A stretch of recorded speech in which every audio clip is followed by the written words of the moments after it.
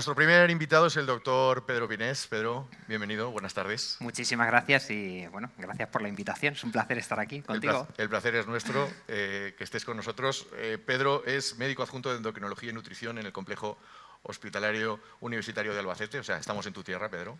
Perfecto. Nos habéis recibido con los brazos abiertos. Bienvenidos. No sé si tiene algo que ver la meteorología, pero la meteorología también está maravillosa. Pese al frío, el día es espectacular. O sea Hace que muy buen tiempo, sí, sí, sí. gracias por todo.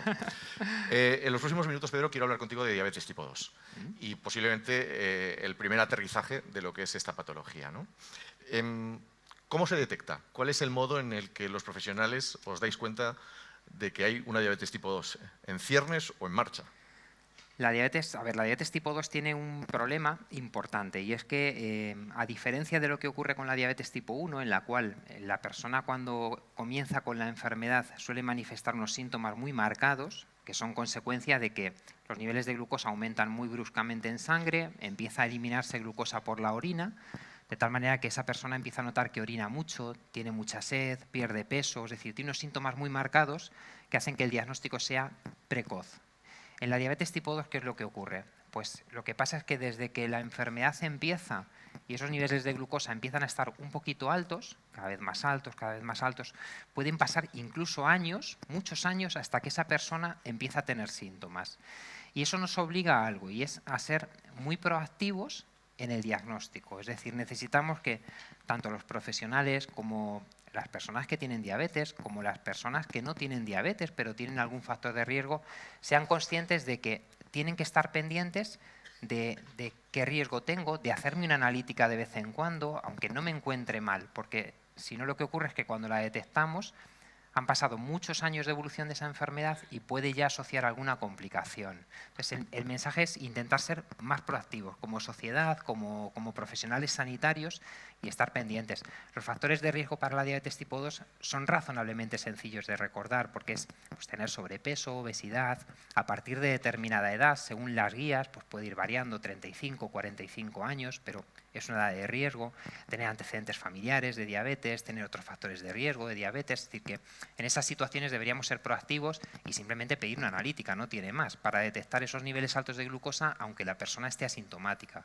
Porque no identificarlo a tiempo, como comentabas, es un camino muy fácil hacia las complicaciones. No acogerlas a tiempo es un riesgo. Claro, la persona se encuentra bien porque los niveles de glucosa no están tan altos como para tener síntomas, pero están suficientemente altos como para poder desarrollar complicaciones. ¿Qué es lo que implica eso? Pues que por lanzar un mensaje positivo, el mensaje es que tenemos evidencias científicas clarísimas, tanto en diabetes tipo 1 como en diabetes tipo 2, de que las complicaciones asociadas a la diabetes, que es lo que de verdad nos tiene que preocupar en una persona con diabetes, es decir, que no pierda calidad de vida, que no llegue a tener complicaciones. Sabemos que esas complicaciones se pueden retrasar o se pueden evitar. ¿Cómo? Pues manteniendo un buen control glucémico, manteniendo un buen control de la tensión arterial, del colesterol, haciendo una dieta saludable, ejercicio. Ese tiene que ser el objetivo. Vamos a intentar diagnosticar precozmente a esa persona para poder poner las herramientas y evitar que no llegue a desarrollar complicaciones. Imagino que cada paciente es un mundo. Cuando hablamos de diabetes Totalmente. esto es así. Pero si yo te pidiera que nos generalizaras un poco en cómo evoluciona un diagnóstico de diabetes tipo 2, es decir, en el momento en el que os encontráis por primera vez con una persona con diabetes tipo 2, ¿cuáles son los siguientes pasos? La diabetes tipo 2 tiene dos características que a mí me parecen muy importantes, ¿no? Una es que tiene una fisiopatología muy compleja. Eso hace que tengamos muchos fármacos posibles para poder atajarla. Y otro problema es que es una enfermedad progresiva. Es decir, una persona con diabetes tipo 2 tiene que entender que a día de hoy tenemos muy buenos fármacos, pero no tenemos unas evidencias claras de poder evitar la progresión de esa enfermedad. Es decir, tenemos que ser controladores en el sentido de que no podemos dar por bueno un tratamiento en este momento y decir, esto ya es para siempre. Es decir, esto lo hemos hecho, está bien controlado, fenomenal. No, a los 6 meses a lo mejor el control ya no es adecuado y tenemos que añadir otra opción de tratamiento farmacológico o tenemos que incidir en algún cambio en el estilo de vida que puede ser importante o en el ejercicio. Con lo cual hay que entender que tenemos muchos mecanismos que afectan a esos niveles altos de glucosa, por decirlo de alguna manera, y tenemos que tener en cuenta que puede ser progresiva y eso nos obliga a estar siempre pendientes, ¿de acuerdo? Para ir ajustando el tratamiento según la evolución de la enfermedad. Y en ese tratamiento, ¿tenéis hoy los profesionales mejores herramientas que nunca? ¿Cómo valorarías las herramientas que tenéis hoy para trabajar?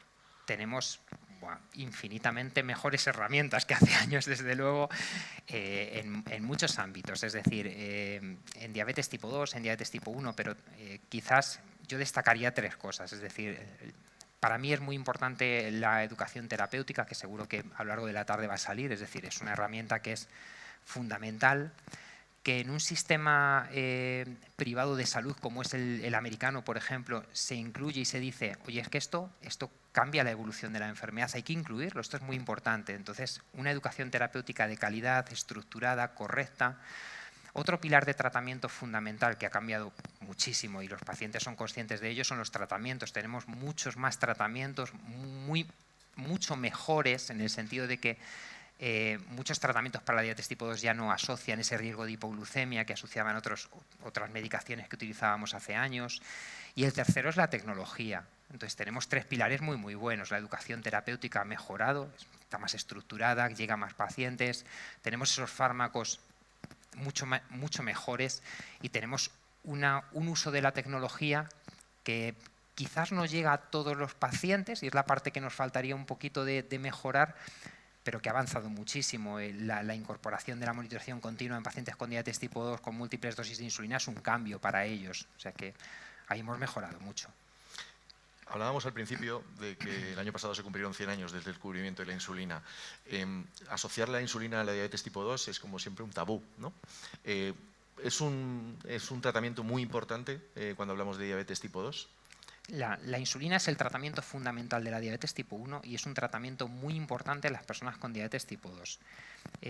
Viendo cuentas más o menos de cuántos pacientes con diabetes con tratamiento farmacológico hay en un área de salud simplemente, pues puedes ver que en torno a un 20%, un 25% de las personas con diabetes están utilizando insulina. Es decir, la insulina es una herramienta fundamental en el manejo de la diabetes y los pacientes deben comprender, y los profesionales también, que no es un castigo, porque muchas veces en la diabetes tipo 2 las personas lo perciben como el castigo, como, no, si no mejora le vamos a poner insulina. En absoluto, la insulina es una herramienta farmacológica más, entonces hay que utilizarla cuando es necesario. Hay situaciones en las cuales una persona con diabetes tipo 2 debe comprender que en ese momento necesita insulina. Por ejemplo, muy sencillas. Cuando una persona tiene síntomas asociados a la hiperglucemia, es decir, tiene niveles tan altos de glucosa que ya tiene síntomas, está orinando mucho, tiene mucha sed, está perdiendo peso, a mí me da igual que tenga una diabetes tipo 1 que una diabetes tipo 2. Esa persona probablemente tiene un déficit muy importante de insulina, aunque tenga diabetes tipo 2. Y lo más correcto es ponerle un poquito de insulina porque a veces mejoran y luego incluso se puede quitar, pero en ese momento necesita insulina. En el medio hospitalario, las personas con diabetes tipo 2 entienden que cuando ingresan dicen, joder, pues he ingresado y me han quitado las pastillas del azúcar. Es decir, no entiendo por qué. Pues porque en el medio hospitalario nos resulta mucho más sencillo y tenemos mucho más evidencia de manejo del control de la glucosa con insulina durante ese ingreso. Y el tercero es que a veces, como decía al principio, la diabetes tipo 2 es una enfermedad progresiva y llega un momento en que, a pesar de estar utilizando todas las herramientas que tenemos disponibles diferentes de la insulina, llega un momento en que el control no consigues alcanzarlo, porque probablemente la enfermedad ha progresado, hay menos secreción de insulina y necesita ese tratamiento de sustitución hormonal con un poquito de insulina y hay que utilizarla. Es decir, no es una alternativa de lo he hecho peor, estoy más grave, tengo una enfermedad diferente. En absoluto, es una opción de tratamiento que hay que utilizar cuando es necesaria. Comentas las barreras claras que los pacientes tienen ante esta situación. ¿De qué manera podríamos eliminar esas barreras? ¿Qué mensajes podríamos transmitir a la sociedad con respecto a las barreras que genera el tratamiento de la insulina? Mira, yo creo que las barreras, hay muchas frases, ¿no?, que dicen que una barrera siempre es una oportunidad también, ¿no? O una crisis es una oportunidad. Hay varios momentos en los que el paciente con diabetes se encuentra limitado, ¿no?, con esa barrera. Y yo creo que hay 3 que son muy importantes que sí que me gustaría recordar. Uno es el momento del diagnóstico. El momento del diagnóstico, una persona que acaban de diagnosticar diabetes, pues tiene ese sentimiento de ¿por qué a mí? ¿Por qué me ha tocado? No siempre has hecho algo mal, es decir, es una enfermedad, es decir, te ha tocado, no hay culpables, no hay que buscarlos, ¿no? Es un momento muy crítico. El otro es cuando hace falta insulina. Ese es un momento que para las personas con diabetes cambia, lo ven diferente. Y el tercero es cuando aparece una complicación. Entonces decíamos, barreras. Bueno, esas 3 situaciones efectivamente son barreras, pero son 3 oportunidades de cambiar. 3 oportunidades en las cuales una enfermera o un enfermero que tiene unos conocimientos avanzados en diabetes tiene la oportunidad de interaccionar. La persona con diabetes está más receptiva a esos mensajes y es la oportunidad de intentar dar un vuelco a la situación de, bueno, he ido haciendo esto que no lo he hecho bien del todo, porque nadie hacemos todo bien del todo, nunca jamás, es imposible, ¿de acuerdo? Hacerlo bien del todo, pero quizás puedo reconducir alguna pequeña cosita, es decir, para mejorarlo, pues algún hábito de alimentación, por supuesto quien fuma dejar de fumar, por supuesto quien no ha hecho un seguimiento regular de su enfermedad empezar a hacerlo, es decir, son esos momentos importantes. Hay que intentar reconducirlo porque ahí está más sensible el paciente. Has mencionado antes el tema de la tecnología. Me gustaría pararme aquí un segundito, porque quizás en esos momentos de los que estás hablando, esas barreras con la tecnología se van a poder superar de otra manera. Pueden haber caminos alternativos. De tecnología asociada a diabetes tipo 2 se está empezando a hablar mucho ahora. Sí. Venimos muchos años hablando de tecnología en diabetes tipo 1, pero parece que se va a abrir la mano y que esa tecnología, esa monitorización continua de glucosa, llega al gran público. ¿Cómo crees que va a ser ese momento? ¿Cómo se está trabajando desde las clínicas para que los pacientes puedan acceder a esa tecnología? ¿Cómo lo vais a hacer? Bueno, el primer paso es la financiación. Es decir, nosotros, yo en concreto trabajo en un sistema público de salud y las personas que atiendo pues tienen un seguro, tienen una garantía de unos servicios públicos que son maravillosos, pero cuando no está más financiada esa monitorización continua, pues tiene un coste que la mayor parte de las personas no se pueden hacer, no pueden sufragar por sí mismas porque es un coste muy alto. El hecho de incluir la financiación dentro del sistema público de salud, meterlo en cartera básica de salud, de tal manera que todas las comunidades tienen que ir a incorporarlo, es el paso clave. Es decir, ese es el punto inicial necesario. Ese punto ya está dado. ¿Qué tienen que hacer ahora las comunidades? Cada comunidad tiene su servicio público de salud, tiene que organizar cómo hacerlo. Nosotros en nuestro caso, a ver, yo creo que hay que intentar ser sencillos. En el caso de mi comunidad, yo trabajo en Castilla-La Mancha, la monitorización continua se puede solicitar por el médico que atiende al paciente, lo cual a mí me parece correcto. Es decir, aquí no hay diferencias de, bueno, que el médico de atención hospitalaria hace una cosa, el médico de atención primaria hace otra. Aquí van a hablar médicos de atención primaria que saben de diabetes tipo 2 más que yo, entonces, porque tiene que mandar un endocrino para que haga una cosa que no tiene ningún sentido. Es decir, si está siguiendo al paciente y lo está siguiendo correctamente, cuando tenga alguna duda me lo mandará, pero no para que yo le prescriba una cosa concreta, ¿no? Entonces, lo que se ha hecho es dar la posibilidad de que el médico que sigue al paciente, si cumple las condiciones de financiación, pueda solicitarlo y pueda incorporarlo. Si tiene dudas, por supuesto, nosotros tenemos la experiencia de todas las personas con diabetes tipo 1, es decir, ya tenemos una experiencia aprendida muy importante de muchísimos pacientes. Pues quizás nos cuesta menos trabajo, pero no hay ningún problema en hacerlo en un nivel o en otro. Y luego lo que se ha hecho es intentar hacerlo de una manera lentamente progresiva.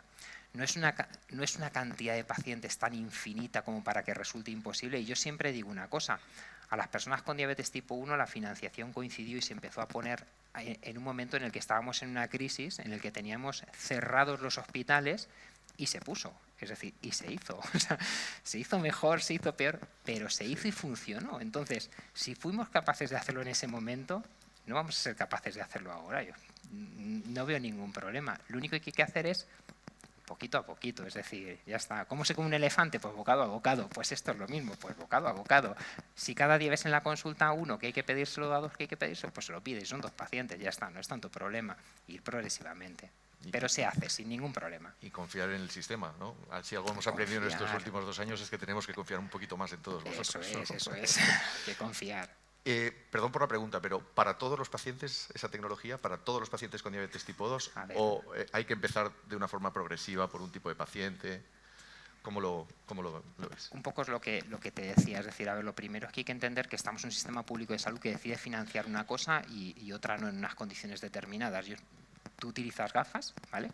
Yo siempre pongo ese ejemplo, es decir, tú vas al oftalmólogo y te dice, oye, tienes miopía, te tienes que poner unas gafas. Y tú dices, ¿y no me las da la Seguridad Social? Pues no, te las tienes que comprar.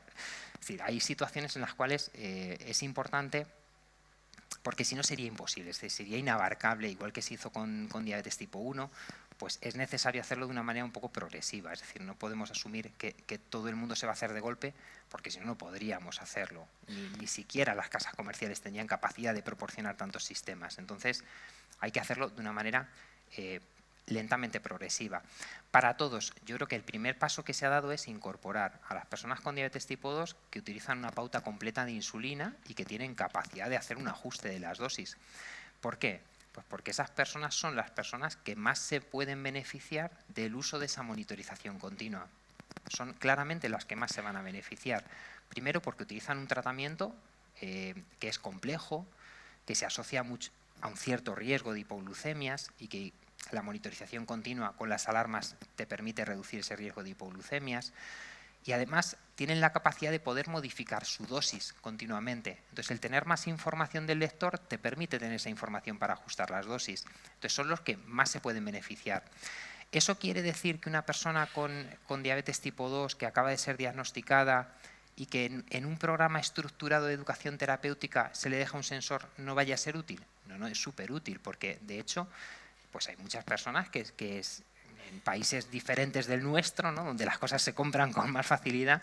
En Estados Unidos mucha gente lo utiliza simplemente para cambiar sus hábitos de alimentación, y eso es muy importante entenderlo. Cuando llevas un sensor, tú no te comportas de la misma manera que cuando no lo llevas, porque pues tomas el desayuno y dices, joder, me tomo el vaso de zumo y aquí menudo picazo hago con el zumo, pues me voy a quitar el zumo y voy a tomar una pieza de fruta, a ver si mejora. Es decir, que cambias mucho los hábitos. Es decir, útil resulta en personas con diabetes tipo 2 e incluso en personas sin diabetes tipo 2, es decir, para cambiar sus hábitos. Ahora, si hay que elegir, vamos a priorizar a un grupo en el que más se pueda beneficiar. Pues creo que el de personas con diabetes tipo 2 que están con múltiples dosis de insulina y que pueden hacer un autoajuste de dosis, ese es el grupo que quizás más se puede beneficiar. Es decir, en ese sentido me parece lo correcto, porque hay que empezar por algún sitio. No se puede hablar más claro. Pedro, te agradezco muchísimo que hayas abierto este más de 2. No es fácil, ser siempre el primero, así que personalmente te lo agradezco y creo que nuestros espectadores te lo van a agradecer con este aplauso, ¿verdad?